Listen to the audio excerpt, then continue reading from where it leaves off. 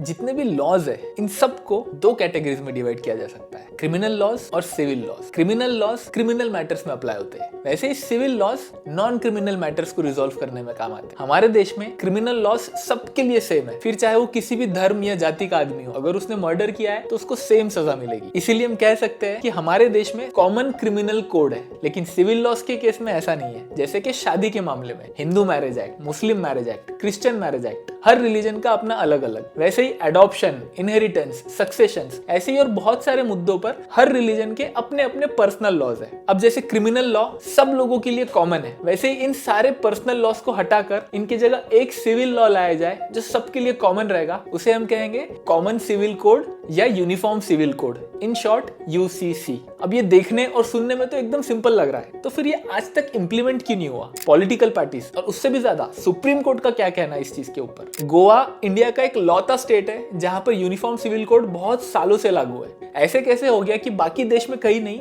लेकिन गोवा में uniform civil code है? इन सारे सवालों के जवाब आपको एकदम सिंपल लैंग्वेज में अगले कुछ मिनटों में समझ में आने वाले हैं। So let's start. सबसे पहले सबसे इंपॉर्टेंट चीज, हमारे देश का कॉन्स्टिट्यूशन क्या कहता है यूनिफॉर्म सिविल कोड के बारे में? हमारा कॉन्स्टिट्यूशन देश के हर सिटीजन को कुछ बेसिक कंपलसरी राइट्स देने की गारंटी देता है। मतलब ये राइट्स सबको मिलने ही चाहिए। अगर ये किसी को ना मिले तो आप डायरेक्टली सुप्रीम कोर्ट में जा सकते हो शिकायत लेकर। इन्हें कहते हैं फंडामेंटल राइट्स। इसके अलावा कुछ राइट्स ऐसे भी है जो कंपलसरी नहीं है। मतलब ये राइट्स सिटीजन को मिलने तो चाहिए लेकिन ये उस टाइम पर लागू करना पॉसिबल नहीं था। इसलिए कॉन्स्टिट्यूशन मेकर्स ने इन राइट्स को एक अलग section directive principle of state policy में ऐड कर दिया ताकि फ्यूचर गवर्नमेंट्स के लिए ये एक डायरेक्शन, एक गाइडलाइन की तरह काम करे और जब भी फ्यूचर में राइट टाइम आए इन चीजों को इंप्लीमेंट किया जाए। अब जब कॉन्स्टिट्यूशन बनाया जा रहा था उस टाइम पर यूनिफॉर्म सिविल कोड का भी टॉपिक आया और कॉन्स्टिट्यूशन मेकर के सामने ये दुविधा थी कि उसको फंडामेंटल राइट में रखा जाए या उसको एक directive principle of state policy बनाया जाए। अगर फंडामेंटल राइट में रख देते तो ये तभी से लागू हो जाता, लेकिन कुछ लोगों का कहना था कि नहीं, आज की तारीख में इंडिया इस चीज के लिए रेडी नहीं है। इंडिया में इतनी सारी डाइवर्स कल्चर है, डाइवर्स रिलीजन है और सब लोगों को आज एक लॉ के अंदर लाना सही नहीं होगा। इसीलिए फाइनली ये डिसाइड हुआ कि uniform civil code directive principle of state policy में रखा जाएगा, जो कि बना आर्टिकल नंबर 44, जिसमें लिखा है राज्य अपने नागरिकों के लिए भारत के पूरे क्षेत्र में एक समान नागरिक संहिता, जो कि यूनिफॉर्म सिविल कोड है, उसको प्रदान करने का प्रयास करेगा। आज हमारे कॉन्स्टिट्यूशन को लागू होकर 70 से भी ज्यादा साल हो गए, लेकिन क्या राज्य ने प्रयास किया? कॉन्स्टिट्यूशन लागू होने के बाद भी हमारे देश में बहुत बार यूनिफॉर्म सिविल कोड की डिमांड उठी है। For example during Hindu code bills. Hindu code bills क्या है? 1950s के पहले एक हिंदू आदमी भी एक से ज्यादा शादी कर पाता था। एक हिंदू लड़की को अपने पिता की प्रॉपर्टी में बराबर का हक नहीं दिया जाता था और भी ऐसी कई सारी डिस्क्रिमिनेटरी प्रैक्टिसेस थी। इसीलिए 1950s में पार्लियामेंट में बहुत सारे लॉज पास किए गए। इन सारे लॉज को कलेक्टिवली हम हिंदू कोड बिल्स कहते हैं। ये लॉज आने के बाद हिंदू पर्सनल लॉ में पॉलीगैमी, मतलब एक से ज्यादा शादी करना, और अनइक्वल राइट्स टू वुमेन, ऐसे कई सारे डिस्क्रिमिनेटरी प्रैक्टिसेस हटा दिए गए, बैन कर दिए गए। इस पॉइंट पर सबसे इंपॉर्टेंट ध्यान देने वाली चीज ये है कि ये हिंदू कोड बिल्स हिंदूस के अलावा सिख, जैन और बुद्धिस्ट लोगों पर भी अप्लाई होते हैं। लेकिन इस टाइम पे बाकी रिलीजियस पर्सनल लॉज जैसे Muslim personal law, Christian personal law, Parsi personal law, इनको टच नहीं किया गया था। आज भी एक मुस्लिम आदमी 4 शादी कर सकता है, जो बाकी किसी धर्म का आदमी नहीं कर सकता इंडिया में। तो उस टाइम पर भी ये डिबेट उठी थी कि why only Hindu code bills, why not Muslim code bills, Christian code bills और यूनिफॉर्म सिविल कोड। उसके बाद 1985 में भी एक बहुत इंपॉर्टेंट केस लड़ा गया सुप्रीम कोर्ट में, जिसका नाम है शाहबानो केस। एक शाहबानो नाम की मुस्लिम औरत को उसके पति ने शादी के 40 साल और 5 बच्चों के बाद तलाक दे दिया। अब इंडियन लॉ सीआरपीसी सेक्शन 125 में एक प्रोविजन है कि वुमेन को मेंटेनेंस का प्रोटेक्शन दिया जाए। इसलिए शाहबानो ने भी अपना मेंटेनेंस क्लेम किया, लेकिन इस मेंटेनेंस के अगेंस्ट शाहबानो के पति ने सुप्रीम कोर्ट में अपील की। उनका कहना था कि according to Muslim personal law, divorce के बाद पति को सिर्फ 3 महीने के लिए मेंटेनेंस के पैसे देने पड़ते हैं, उसके बाद नहीं। लेकिन सुप्रीम कोर्ट ने कहा कि नहीं, आपको मेंटेनेंस के पैसे देने पड़ेंगे, क्योंकि जो क्रिमिनल प्रोसीजर कोड है वो मुस्लिम औरतों पर भी लागू होगा, उनके प्रोटेक्शन के लिए भी लागू होगा। अब ये एक बहुत बड़ा और बहुत इंपॉर्टेंट फैसला था। इसके अगेंस्ट बहुत सारे प्रोटेस्ट हुए देश भर में और उस टाइम पे राजीव गांधी देश के प्रधानमंत्री थे। उन्होंने पार्लियामेंट में एक लॉ पास किया जिसमें सुप्रीम कोर्ट के इस फैसले को फिर से पलट दिया गया। उस टाइम पर भी सुप्रीम कोर्ट ने यूसीसी पर बोला था कि अगर यूनिफॉर्म सिविल कोड ला लिया जाए तो वो नेशनल इंटीग्रेशन में हेल्प करेगा और ऐसी जो कॉन्फ्लिक्टिंग आइडियोलॉजीज है इनको रिजॉल्व करने में हेल्प करेगा। उसके बाद फिर से 2017 में शायरा बानो केस में सुप्रीम कोर्ट ने ट्रिपल तलाक को बैन किया था।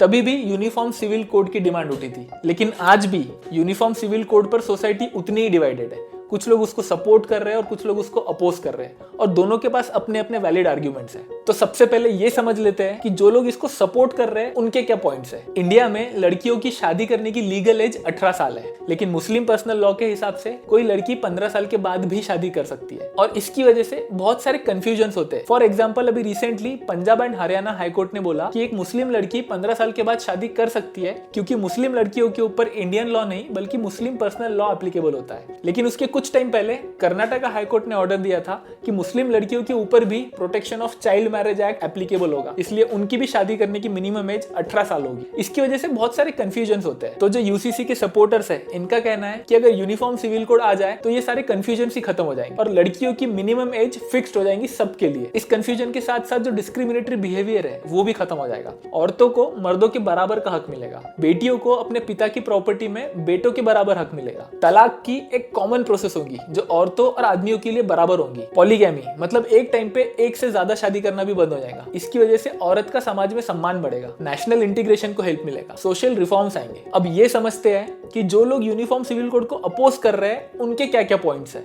सिर्फ रिलीजन ही नहीं, इतने सारी ट्राइबल कम्युनिटीज है नॉर्थ ईस्ट में और बाकी की इंडिया में, इतने सारे आदिवासीज है जो आज भी अपने कस्टम्स, अपने ट्रेडिशंस के हिसाब से अपने पर्सनल लॉ फॉलो करते हैं। इन सब लोगों का क्या?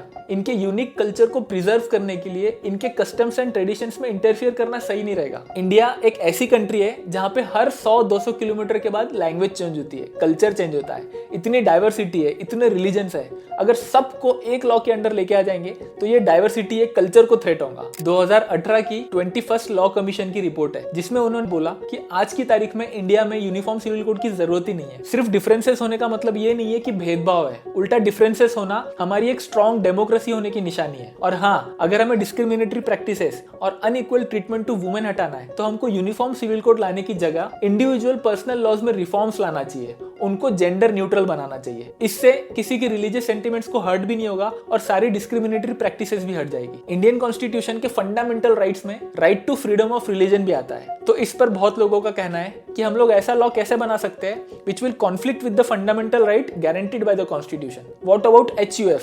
आज हिंदू अनडिवाइडेड फैमिली की वजह से बहुत सारे हिंदू फैमिलीज को टैक्स बेनिफिट्स मिलते हैं, तो यूनिफॉर्म सिविल कोड में क्या इसको भी हटाया जाएगा?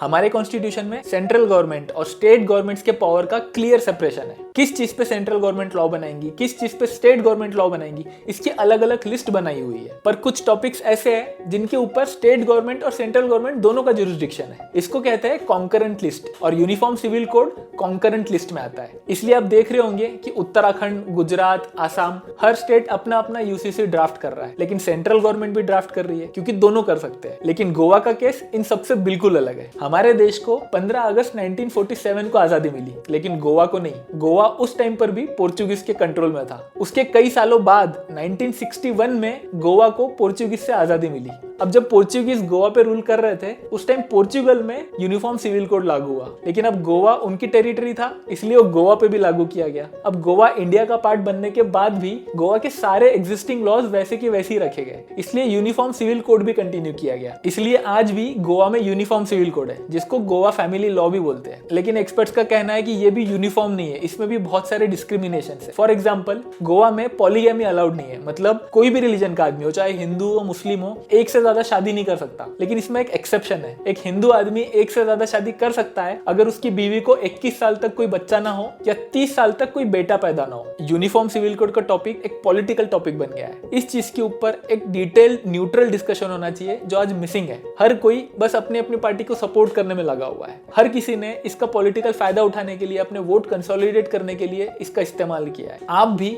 यूनिफॉर्म सिविल कोड को सिर्फ इसलिए अपोज मत करो कि आपके लीडर्स बोल रहे हैं उसको अपोज करने के लिए, या सिर्फ इसलिए सपोर्ट मत करो क्योंकि आपके लीडर्स बोल रहे हैं उसको सपोर्ट करने के लिए। खुद देखो, पढ़ो, समझो कि क्या फायदे है, क्या नुकसान है, उसके बाद अपना ओपिनियन क्रिएट करो। लॉ कमीशन ने यूनिफॉर्म सिविल कोड पर सब लोगों से उनकी सजेशंस, उनके आइडियाज मांगे। आप भी अपने सजेशंस 14 जुलाई 2023 तक इस पोर्टल पे जाके दे सकते हो। मैं डिस्क्रिप्शन में लिंक ऐड कर रहा हूँ। कॉन्ग्रेचुलेशंस, आपने इस वीडियो को यहाँ तक देखकर अपने लाइफ के 18 घंटे सेव किए, क्योंकि उतना ही टाइम लगा मुझे पढ़कर ये टॉपिक समझने में, और शायद उतना ही टाइम आपको भी लगता। आई होप कि आपको इस वीडियो से बहुत कुछ सीखने मिला होगा। ऐसे ही नॉलेजेबल वीडियोस को अपने फीड में देखने के लिए subscribe to my YouTube channel and also follow me on Instagram. मैं वहां पर भी ऐसे शॉर्ट वीडियोस बनाते रहता हूँ। मैं मिलता हूँ नेक्स्ट वीडियो में, और तब तक के लिए बाय बाय।